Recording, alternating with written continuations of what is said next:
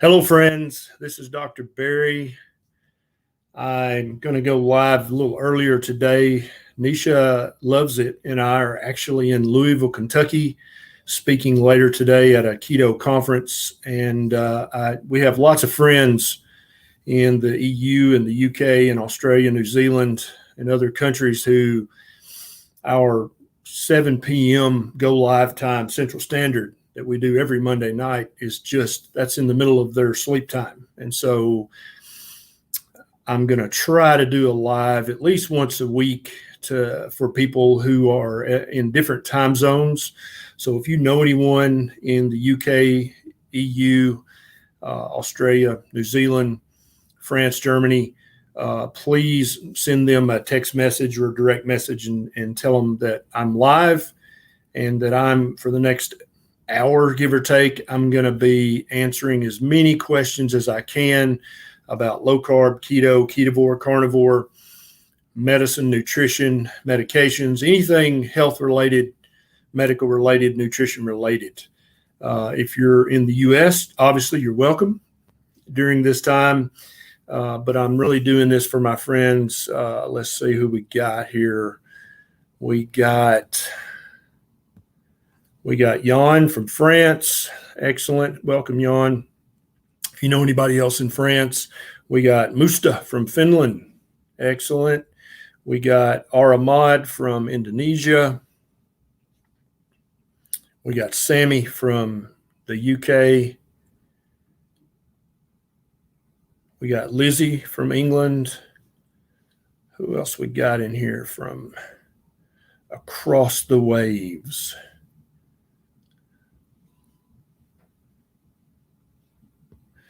Jess from Japan. Excellent. Claudia from Hong Kong. So I'm so happy that all you guys are in here.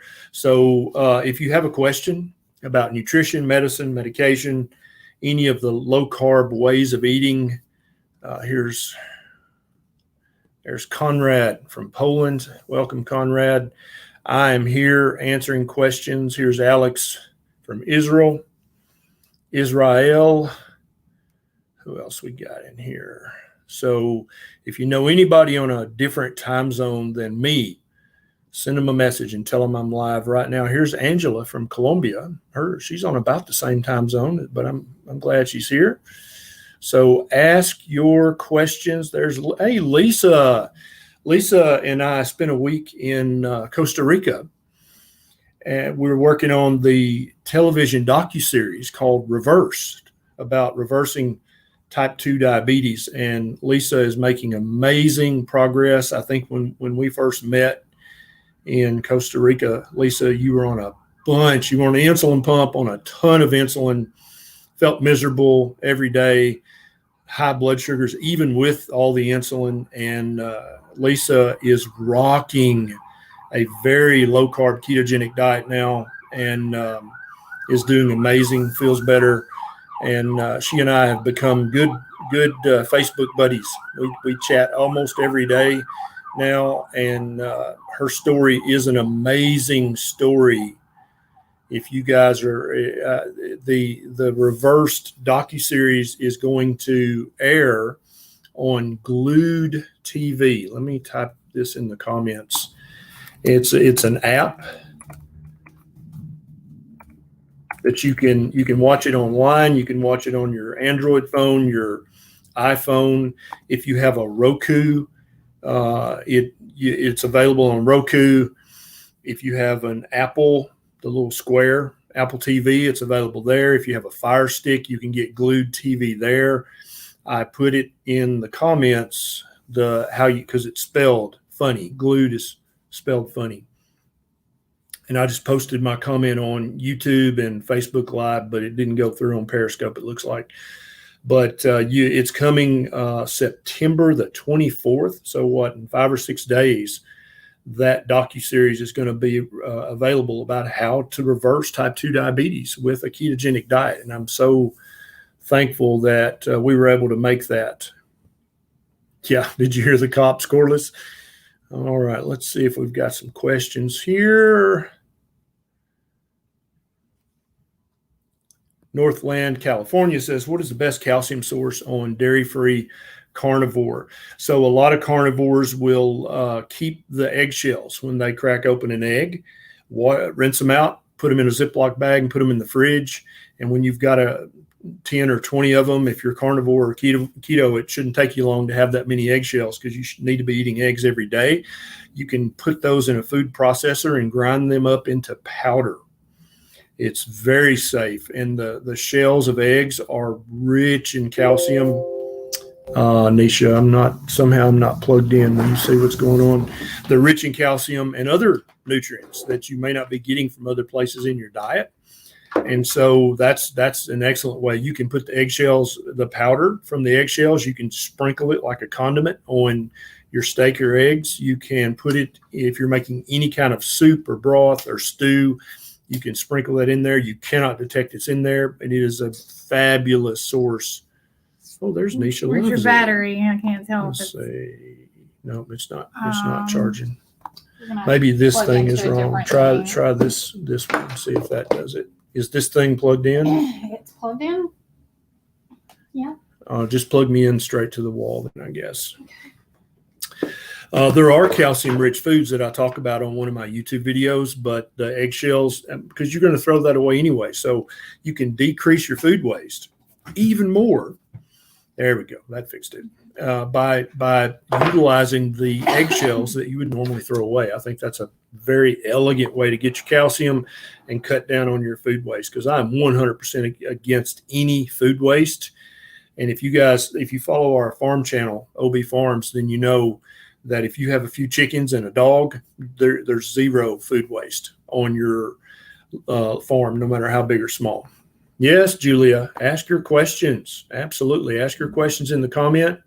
Jackie says she loves the beard. I don't know. What do you guys think? Is this okay, or do I need to get rid of this, or do I need to let it go? I'm definitely not going for the Santa Claus. I'm just going for just this short, what would you call it, a high and tight beard. Just a little hint of a beard, but not much. All right. Here's Shayla. Shayla suffers from Behçet's, and she's 27 days into Ketovore, and for the last week or so, she's been in a flare-up. Any suggestions on how to bring myself out of it?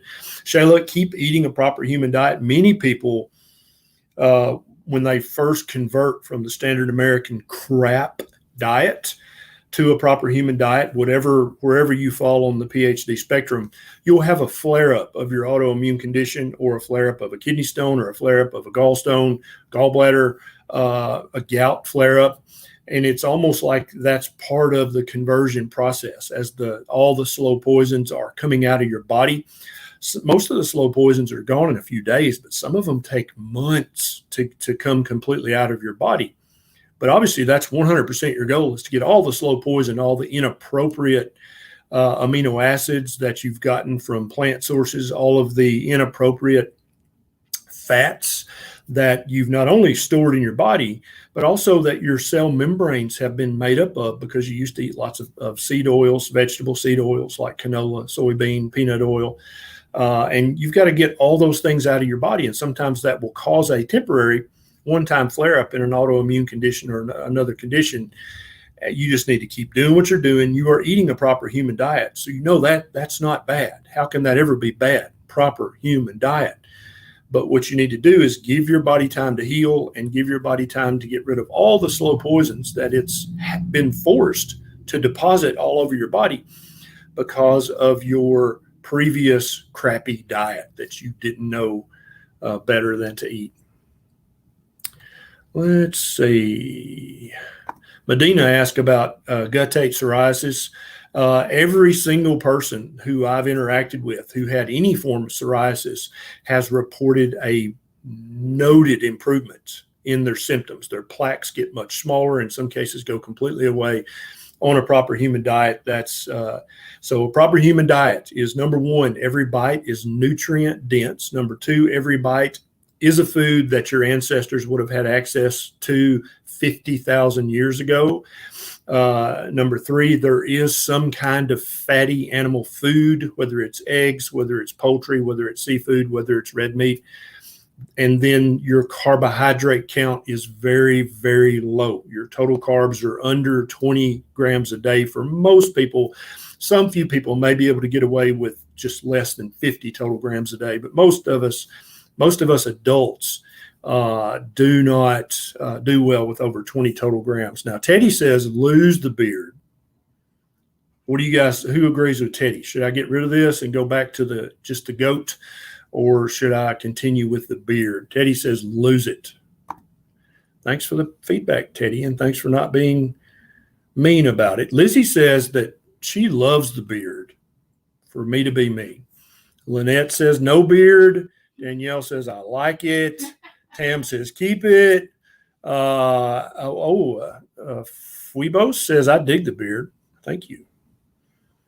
Craig says the beard looks good. I don't know, guys. What do you think? I need more feedback on the beard, because I haven't had a beard in my adult life ever. So I'm a little bit self-conscious about the beard. Vicky says it's cool. Julia says the beard is okay, but you need a haircut though. I was fixing to say, I think it's going to look better once I cut your hair. Yeah, so I'm probably going to keep it at least until Neisha cuts my mop again, and then we'll ask more about that. Let's see. Dawn says, when you have surgery, how much protein should you be eating for healing? Your body needs you to be eating good sources of animal protein on a daily basis, especially before the surgery, so that you don't go into the surgery protein deficient. Okay. And then after the surgery, when you eat, you need to be eating some source of animal protein, because that's what your body's going to be able to absorb and use quickly to heal the surgical wound, because that's what it is. It's a wound. You got the wound in a controlled, sterile environment, which is good. That's how you want to get any wound if you can. But most people need somewhere between 1 gram of protein per kilogram of ideal body weight, all the way up to 1 gram of protein per pound of ideal body weight. And for a lot of you guys, you're going to be like, damn, that's a lot of protein. But I promise you, human beings, we are meant to eat lots of fat and protein. So get your protein. Paola says, no, I don't like it. Paola says, veto on the beard. You have my AirPods still? Yes, ma'am. I do have your AirPods. What are you on? I'm Patreon? on YouTube and Facebook and Periscope. Oh, okay. Oh, Yeah. hi. Hello. Joshua says, what is essential to eat after a workout? Joshua, it's a great question. I hope most of you guys work out fasted. And when I say workout, I don't mean necessarily go to the gym. It could be, you could be out on the farm doing menial labor. That's a workout. You could be going for a short sprint, or you could be doing any number of things. Anything that gets you sweaty and out of breath is a workout, and get your heart rate up into your ideal range. That's a workout. That can range from cutting down trees on the farm to lifting heavy in the gym to sex in the bedroom. All those things are an excellent workout, and you need to do all those things as often as you can. I would say you're going to eat a proper human meal that consists of lots of fat and protein, plus or minus some carbs. That's what you're going to eat after a workout, just like you would eat any other day. Oh, let's see what we got here, guys. Now's the time. If you got questions. Christine says, my doctor said I'm too old for a keto diet. I'm 63. He said it would be bad for my heart. What do I think? Well, I think that your doctor is well-meaning, but your doctor needs to do some research and needs to do some fresh reading and needs to reconsider his current paradigm. Medical science has been trying to prove for over 50 years that eating saturated animal fat is bad for you or bad for your heart. And that hypothesis has failed miserably to produce any proof that it is true. So don't worry about that. You eat a proper human diet. That's the diet that your heart needs. Musta says, what causes rosacea? How long did it take yours to tone down? And is it possible to cure with grain-fed meats? It's a frustrating condition. Yeah. So if you guys don't know, I actually used to have rosacea, and I'm probably still have it. But eating a proper human diet, that for me, I'm on the spectrum of as close to zero carb as you can get on the PhD. So it's meat and eggs, a little bit of cheese here and there. And that's definitely seafood when I have access to it. But my rosacea is effectively gone. I never put any prescription or over-the-counter medications on it anymore. And I don't think you would even know I had rosacea unless I told you. But back when I was eating the standard American diet, and even when I was eating a higher carb paleo diet, my rosacea, it was there every day. Not terrible, but maybe 2 out of 10, 3 out of 10. And I would have to put a little 1% hydrocortisone cream on it once or twice a week to keep it kind of toned down so it didn't become the topic of conversation every time I walked in the room with a new patient. But for me, keto, at keto, when I was still eating quite a bit of keto veg and berries and stuff, but I'd cut my total carbs down to well under 30 total carbs a day, my rosacea was gone. And now on carnivore, I can't even see a hint of my rosacea. So it's probably some combination of cutting the carbs and then definitely getting rid of all of the seed oils that come from sources like canola, soybean, peanut, safflower, sunflower. All those oils got to go. You need to be using real animal fats to cook with. But that's what fixed mine, Musta.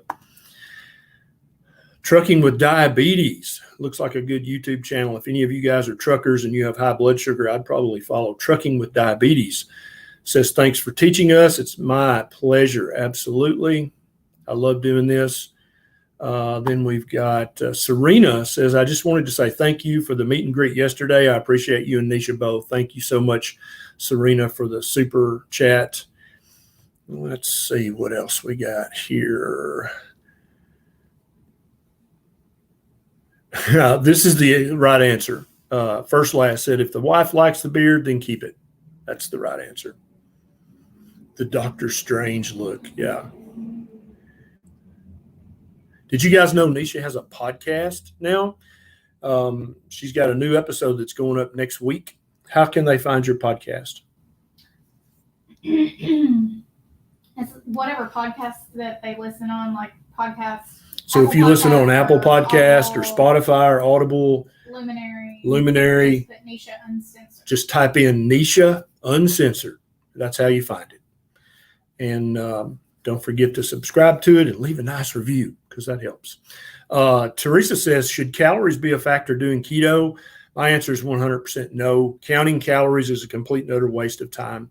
When you're eating low carb enough, when you get all the vegetable seed oils out of your diet, all of your hormones that control fat storage, hunger, satiety, all those hormones are going to go back to the sweet spot where it's easy for you to burn fat or easier for you to burn fat than it was previously. Your hunger is going to be well controlled when you're eating proper human food. And when you've actually eaten enough nutrition, your satiety hormones are going to be able to tell you that's enough, Teresa, stop eating. That's how humans have done it for the last 300,000 years. We don't need to count calories. Okay. Your body, first of all, as my buddy, Dr. Jason Fung says, your body has no idea what a calorie is. Secondly, it is impossible for you to count the number of calories in the food that you're about to eat. All of those tables and all of those apps, they give you an estimation of how many calories are in your avocado or in your egg. They have no idea. That can be plus or minus 25%. Secondly, you don't know how many calories you need a day to maintain. It is an impossible number to know. The apps that you put your height, weight, gender, activity level, those give you estimates of probably plus or minus 30% how many calories you're going to need for today. They notoriously overestimate how many calories you burn during exercise. They notoriously underestimate how many calories you need a day for maintenance. Calories was a compelling hypothesis for the last 70, 80 years, but the calorie in, calorie out hypothesis has failed miserably. All you have to do is look at how many people are obese or overweight or morbidly obese today. Not even counting chronic diseases like fatty liver, type 2 diabetes, hypertension, metabolic syndrome. Calories are a complete and utter waste of time. You need to focus on eating real food, keeping your carbohydrate count super, super low, keeping your nutrient density super, super high, making sure you're eating good quality animal fats and proteins in every meal. That's what you need to be focusing your time, energy, motivation, and money on, Teresa, not calories. Hey, there's Kathleen from Greece. Hey, Kathleen. Proud American likes the short beard. Thank you very much for that. Let me make sure I've got all my super chats. Lori says, any recommendations for a 10-year-old who's been diagnosed pre-diabetic? Her A1C was 6. Ouch. Okay, Lori, you got to take charge of this right now. And I'm assuming you're the parent. You've got to do this in a loving, respectful, gentle, non-judgmental way. It's not your little one's fault that they're pre-diabetic. It's the diet that they've been fed for the last 10 years. So you're going to start today to gently, slowly lower get rid of all the processed carbs, the junk food, the fruit juices and the sodas, all that stuff. I think you can stop today without feeling like a bad parent or a mean parent. Okay. But then even, approved carbs like whole grain bread, like fruit smoothies, like all that kind of junk. Over the next 3 months, you can wean that out of the diet very slowly and replace it with animal fats, animal proteins, tasty animal foods. They can have it. A child can have some raw, fresh berries. A child can have some cooked veg.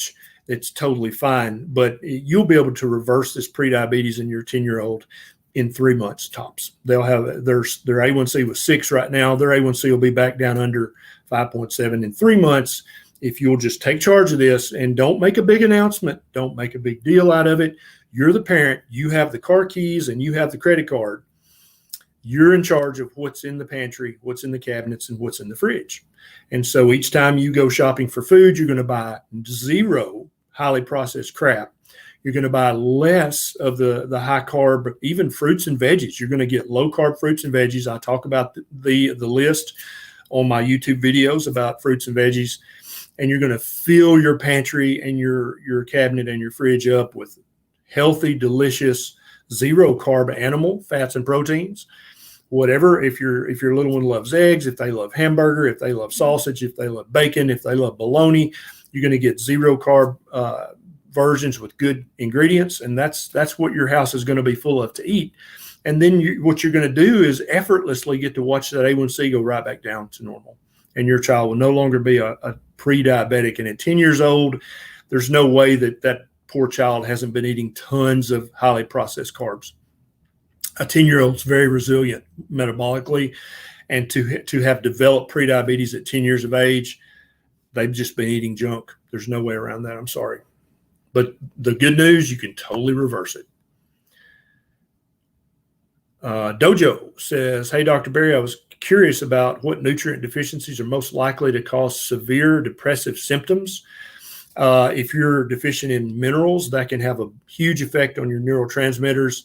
If you're eating inappropriate fats and your neurons in your brain are using these inappropriate fats to build the cell membrane that your neurons are currently built out of, that's going to have a negative effect on your mental health. If you're not getting enough protein, if you're not getting enough electrolytes, if you're not eating enough salt, all these things can affect your neurotransmitter balance in your brain. And also just make you feel achy and stiff and fatigued, and that's not helpful for your mental health. So once you adopt a proper human diet, you're going to notice that your mental health starts, in some cases, very quickly to improve. In other cases, slowly but surely, your mental health is going to improve. And we've had a ton of people that have worked with their doctor and a proper human diet to just get off all of their psychiatric meds. But obviously, you're going to work with your doctor as you do that. Arlene says, hi, Dr. Berry. I have systemic lupus and I'm 58 years old. Lately, my ankles are beginning to swell each night. I'm a little worried about what that could mean. Will a carnivore diet help me? 100%, Arlene, whether you adopt a ketogenic diet with under 20 total grams of carbs a day, or a carnivore diet as close to zero carb as you can get, you're going to have less severe progression of your lupus. You're going to have less frequent flare-ups, and the severity of your flare-ups is going to be less severe.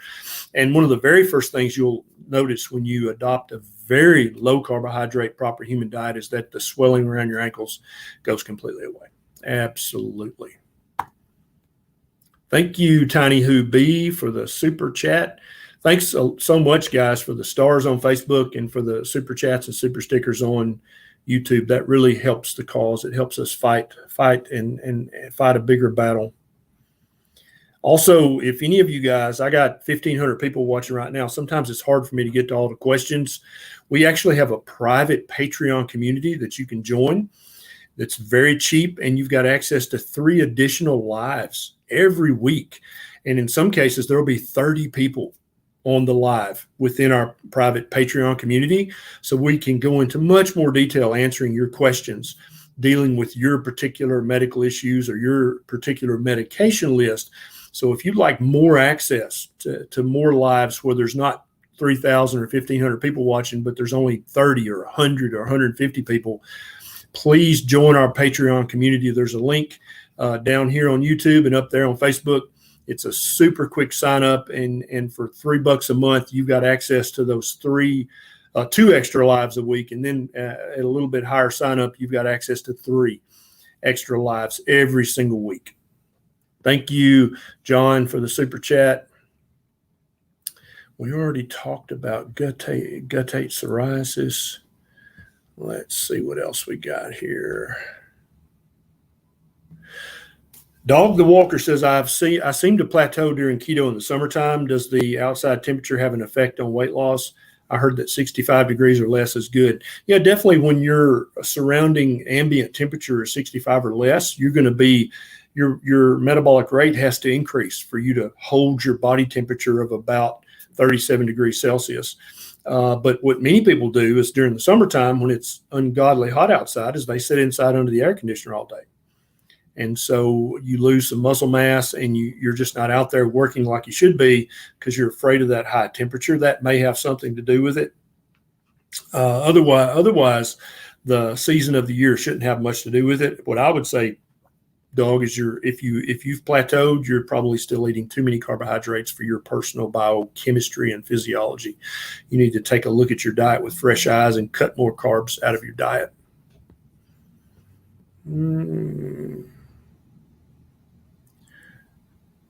Here's a good question. Alan says, should I stop fasting after a 72-hour fast, even if I'm not hungry at the moment? Or should I go longer and eat on the carnivore diet when my hunger comes back?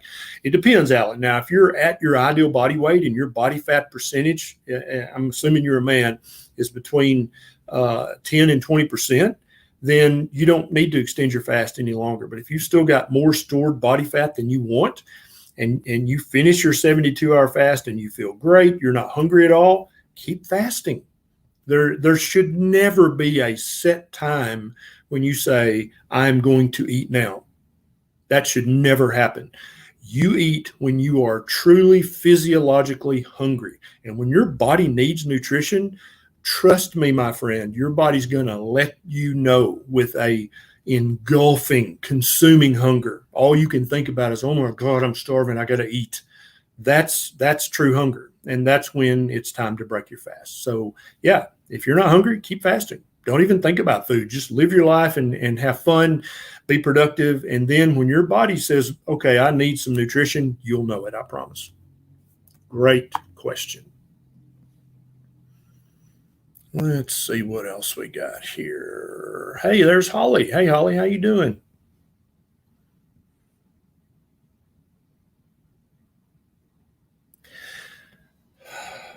Myra May says, can carnivore or keto reverse heal the bad effects of a stroke? I still have numb left side, affected field of view, of vision.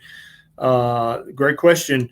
The answer is we don't know yet, okay? There is increasing amounts of research being done now on a ketogenic diet, on a carnivore diet, and all the positive benefits that we see in our lives, but we need black and white science to convince some people.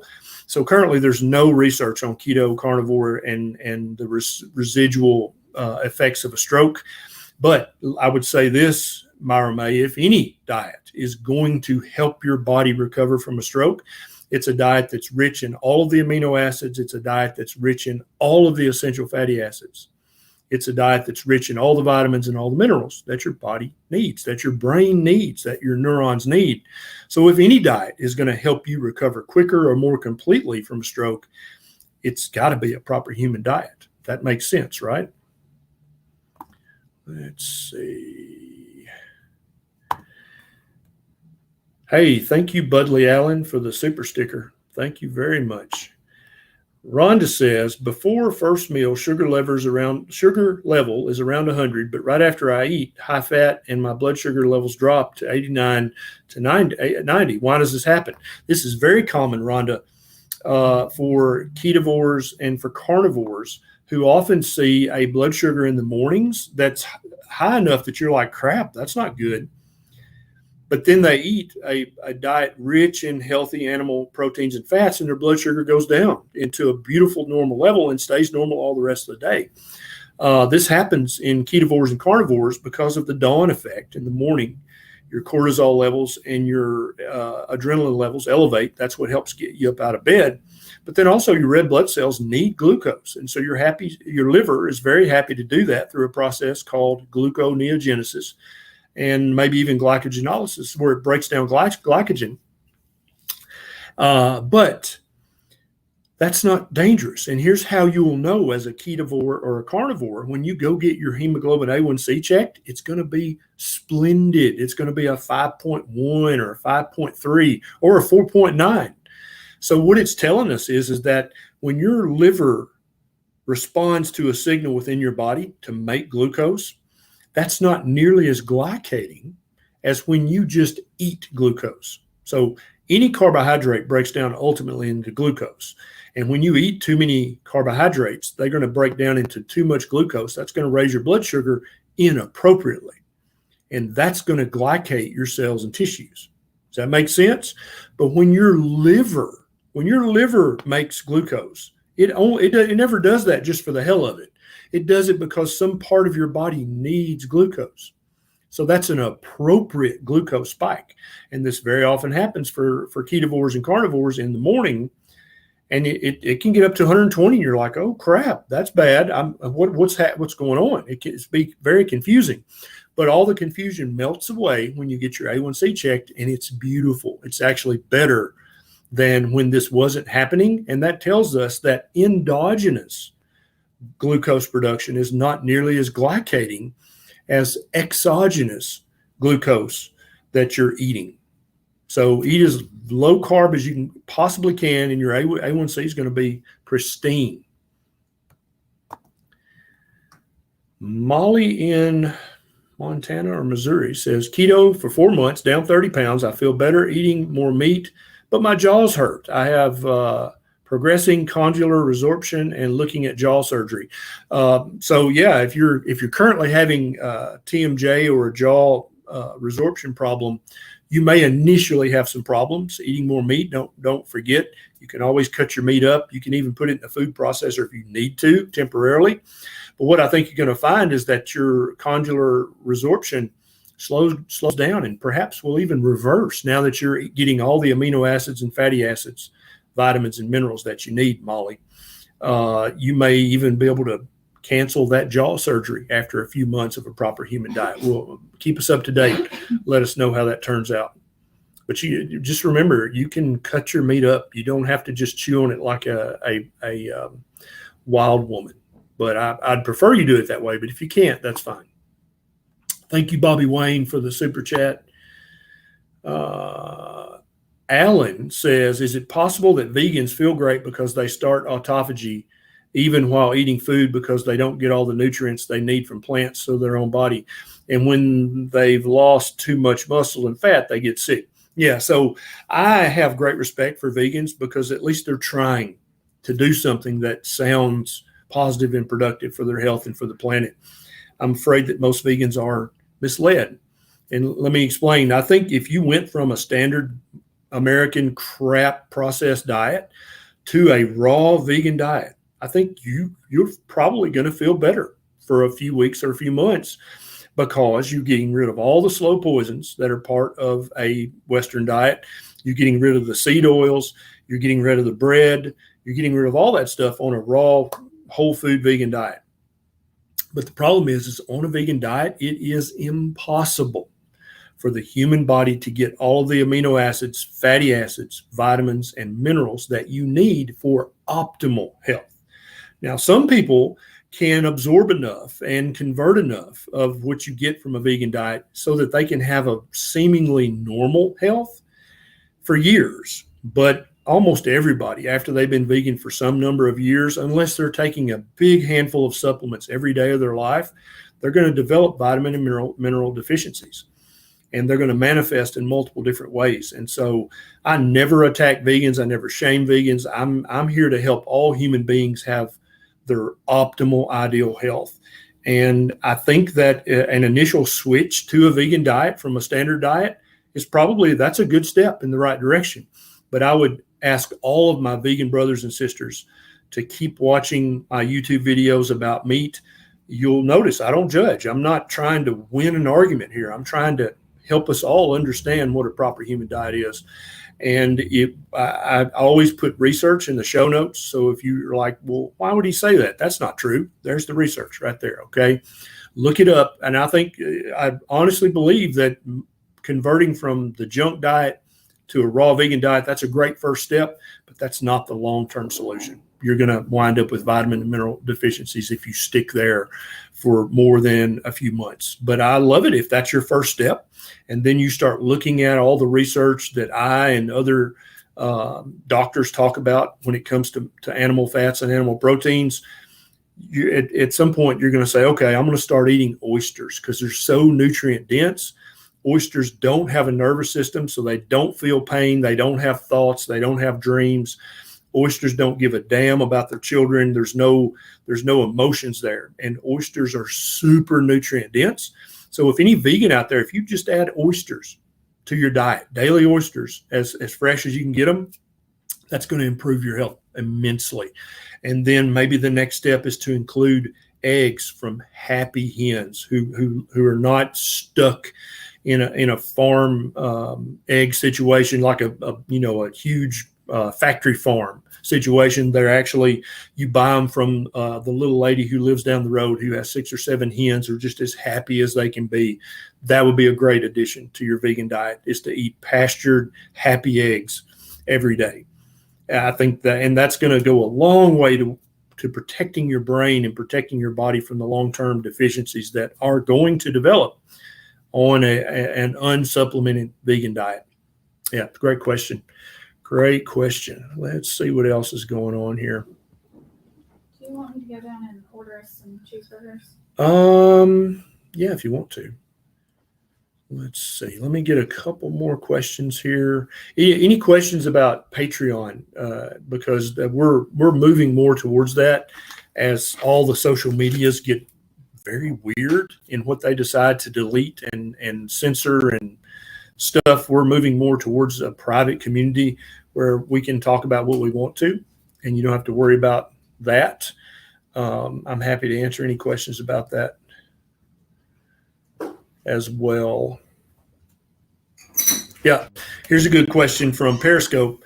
Fatima's Prime says, have you ever seen vitiligo improve when moved over to a keto lifestyle? Thanks. Actually, Joe Rogan has vitiligo, and he talks about when he converted to a carnivore diet, which is basically the ultimate keto diet, that his vitiligo, the pale spots started to fill in, and he started to develop new pigment forming cells around the edges of his vitiligo.